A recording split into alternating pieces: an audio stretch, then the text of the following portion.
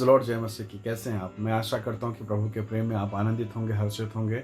आज की सुंदर सुबह के लिए आइए हम प्रभु का धन्यवाद करें, उसके प्रेम के लिए, उसके दया के लिए। आइए हम परमेश्वर के वचन कर अपने मन को लगाएं। मेरे साथ सबूपदेशा की किताब निकालिएगा, अध्याय 3 वचन 1। यहाँ इस प्रकार से लिखा है, हर एक बात का एक अवसर और प्रत्येक काम का जो आकाश के नीचे होता है एक समय है। Praise the Lord. प्रभु के लोगों, ये वचन हमें बताता है कि हर बात का एक समय है। नीचे बाइबल में लिखा है, इसके दूसरे तीसरे पद में, जन्म का समय, मरण का समय, दुख का समय, आनंद का समय, बोने का समय और बोए हुए को उखाड़ने और काटने का समय। हर बात के लिए परमेश्वर ने एक निर्धारित समय तय करके रखा है। कई बार जब आप पीड़ा और दुख से होकर गुजरते हैं तो ऐसा लगता है कि प्रभु ये समय कब खत्म होगा। पर एक समय फिर आता है जब परमेश्वर हमें आनंद करने देता है और वो दुख का समय हमारे जीवन के लिए गवाही बन जाता है कि प्रभु का धन्यवाद कि प्रभु ने कितने दुखों से हमें बचाया, हमें उबार के लाया और यहाँ तक स्थिर रखा है। Praise the Lord. और यही मसीह जीवन की मिठास है, यही बड़ी गवाही है। एक स्त्री जब वो प्रसव की वेदना से होकर गुजरती है तो उस दर्द में वो एक चीज को स्मरण करती है कि इस दर्द के बाद में मुझे बड़ा आनंद होगा। मैं एक बेटा को अपने छाती से लगाऊंगी, एक सुंदर सी बिटिया को मैं अपने छाती से लगाऊंगी, उसे प्यार करूंगी, उसे दुलारूंगी और कह पाऊंगी कि तू मेरी सृष्टि है, तू मेरी रचना है, मैं तेरी माँ हूं, मैंने तुझे जन्म दिया। Praise the Lord, hallelujah. तू मेरे हिस्से का टुकड़ा है। परमेश्वर के लोगों, उस आनंद के कारण, उस महिमा के कारण वो महिला, वो माँ दर्द को बर्दाश्त करती है, वो दर्द को निगल जाती है, सहन करती है, क्योंकि उसे मालूम इसके बाद बड़ा आनंद आने वाला है। एक मसीही व्यक्ति के लिए, एक विश्वासी के लिए यही रहस्य की बात है कि प्रभु ने हर बात को मेरे और आपके जीवन के लिए निर्धारित करके रखा है। या दूसरे शब्दों में ऐसे कहूं कि जो परीक्षाएं, जो दुख और तकलीफ है, वो उस कदर नहीं है जैसा हम सोचते हैं, पर वो उस कदर प्रभु ने उसे बनाया है कि हम उसे सहेंगे, हम उसमें जय पाएंगे और एक दिन गवाही देने के लिए हम परमेश्वर की महिमा करेंगे। Praise the Lord. मिस्र में इजराइलियों के साथ में अत्याचार हुआ, उनके बच्चों को पटक के मार दिया जाता, खाने को नहीं मिलता, ईंटा, चूना, गारा, मिट्टी, यही उनका जीवन था। और ऐसा 400 साल चलता रहा। 400 ईयर्स, 400 साल मायने रखता है। लोगों ने आशा खत्म हो गई, लोगों का जीवन खत्म हो गया, आशा ही खत्म हो गई। यदि कोई जाकर कहे कि प्रभु यहोवा तुम्हारी सहायता करेगा, तुम्हें छुड़ाएगा, तुम्हें दूध और मधु की धारा में लेके जाएगा, तुम कनान में पहुंचोगे, इब्राहिम को प्रतिज्ञा मिली, कौन विश्वास करेगा? कोई नहीं। विश्वास का कोई आधार ही नहीं, क्योंकि महाबली फिरौन के हाथ से छूटना, वहां से निकलना मामूली बात नहीं है। और परमेश्वर ने दया किया, परमेश्वर ने अनुग्रह किया। जितना वो कमाते, सोना चांदी सब कुछ फिरौन छीन लेता था और छीनता गया। 400 साल तक छीनता रहा, अत्याचार होता रहा। लेकिन जब समय आया, जब परमेश्वर ने मूसा को चुना, उसे दर्शन दिया और उसे भेजा कि जा तू मेरी कलीसिया को छुड़ा के जंगल के मार्ग में ले चल, उस रात क्या हुआ? उस रात इनके बच्चे मारे गए थे, इजराइलियों के बच्चे, प्रभु के भक्तों के बच्चे मारे गए थे कई सालों तक। परमेश्वर के वचन में लिखा है, उस रात सारे मिस्र देश में रहने वाले मिस्रियों के पहलौठे बच्चे मारे गए, जिन लोगों ने उनको लूटा था। आज वही लोग जो लुट गए हैं, जो लाचार हो गए हैं, अब मिस्र देश के मिस्रियों के घर से सोना और चांदी टोकरी टोकरी, बोरी बोरी लेके घूम रहे हैं। Praise the Lord, hallelujah. परमेश्वर के लोगों, प्रभु आपके आंसू को जानता है।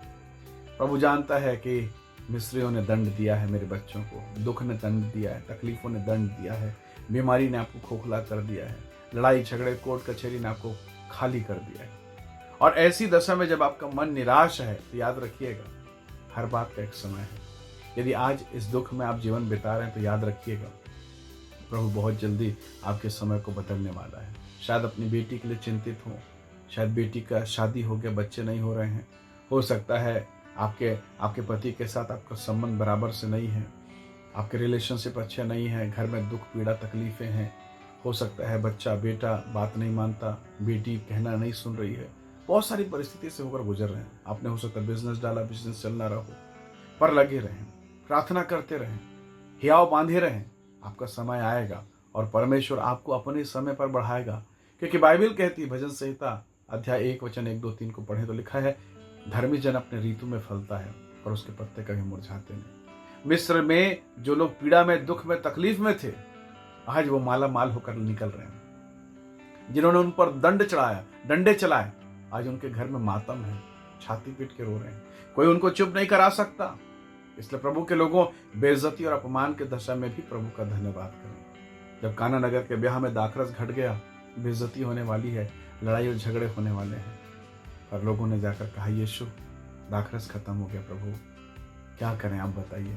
जब मरियम गई तो यीशु ने कहा, मेरा समय नहीं आया। और जब समय आया, निर्धारित समय, यीशु ने कहा, जाओ उस मटके में पानी भर दो। और जब पानी को चखा तो परमेश्वर का वचन कहता है वो तो दाखरस बन गया था। यदि आप खाली हो रहे हैं तो चिंता मत कीजिएगा, प्रभु का ये प्रोसेस है।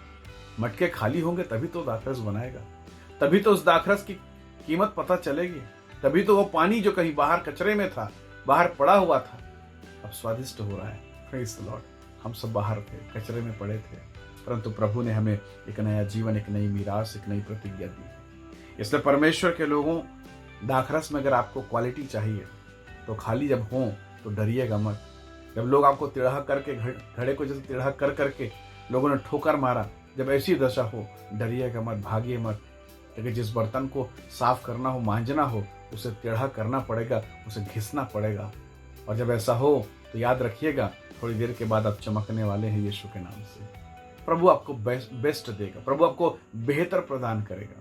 नाइन नगर की विधवा, एक ही इकलौता बेटा, रोती जा रही थी। उसे मालूम भी नहीं कि रास्ते में यीशु मिलेगा, और रोते रोते सृष्टिकर्ता को स्मरण कर रही है। और वही सृष्टिकर्ता प्रभु यीशु मसीह पैदल चले आ रहे हैं शिष्यों के साथ में। किसी को नहीं पता, न उस मुर्दे को पता है, पर यीशु ने जब आंसू देखा, उससे कहा रुको। उस अर्थी उठाने वालों से कहा रुको, और यीशु ने जाकर अर्थी को छुआ, जवान उठ के बैठ गया। हालेलुया। शायद आपको भी ये दशाएं, ये लॉकडाउन, ये कोरोना आपको मानो अर्थी के समान उठा के लेके जा रहे हैं। स्थिति बहुत डैमेज हो गई है, मानो सब कुछ खत्म हो गया है। और ऐसी दशा में यीशु को पुकारिए, आंसू बहाइए, ताकि वो आप पर दया करे।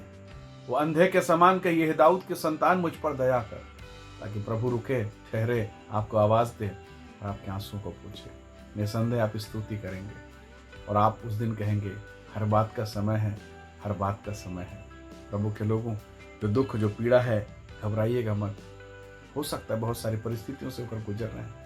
अभिषेक मिलने के बाद दाऊद भी बहुत पीड़ा से होकर गुजरा। इस गलतफहमी में मत रहिए कि मेरे पास अभिषेक है तो मुझे कुछ नहीं होगा, मैं प्रभु को जानता हूं, कुछ नहीं होगा। पर हाँ, कोई हथियार आप पर सफल नहीं होगा, इसकी गारंटी है। इसलिए प्रभु के लोगों, उसके प्रेम में, उसके अनुग्रह में बने रहें और विपरीत परिस्थिति में भी धन्यवाद करें और इस बात का निश्चय कर लें, मेरा समय जल्दी बीतने वाला है, मेरे प्रभु का समय मेरे जीवन में आने वाला है। आइए आज की सुबह बड़े धन्यवाद के साथ, बड़ी कृतज्ञता के साथ उसका धन्यवाद करें और कहें, प्रभु मेरे जीवन के सारी परिस्थितियों में तेरा नियंत्रण हो। पवित्र आत्मा से कहें कि प्रभु पवित्र आत्मा मुझ में कब्जा कर ले प्रभु, ताकि मैं तेरी इच्छा के अनुसार चल सकूं। आइए दुआ करें। सर्वशक्तिमान पिता, मेरे भाई बहनों को जिस वीडियो संदेश को देखते सुनते मैं आपके हाथों में सौंपता हूँ। इनके दुखों को दूर कर और विषम परिस्थितियों से बाहर निकलें, विजेता बने और जो तेरी इच्छा उसके अनुसार कर सकें, ऐसी सहायता कर। आज के सुंदर दिन के लिए धन्यवाद। धन्यवाद पिता, प्रार्थना सुनने के लिए प्रभु यीशु के सामर्थ्य नाम से मांगते हैं, आमीन आमीन। प्रभु आप सबको बहुत आशीष दे। इस वीडियो को दूसरों को भी शेयर करें, ताकि वो भी इन वीडियो या संदेश को देखें, सुने, दूसरों को शेयर करें, आशीष का हिस्सा बने। प्रभु आपको बहुत आशीष दे। धन्यवाद। जय मसीह की प्रेस।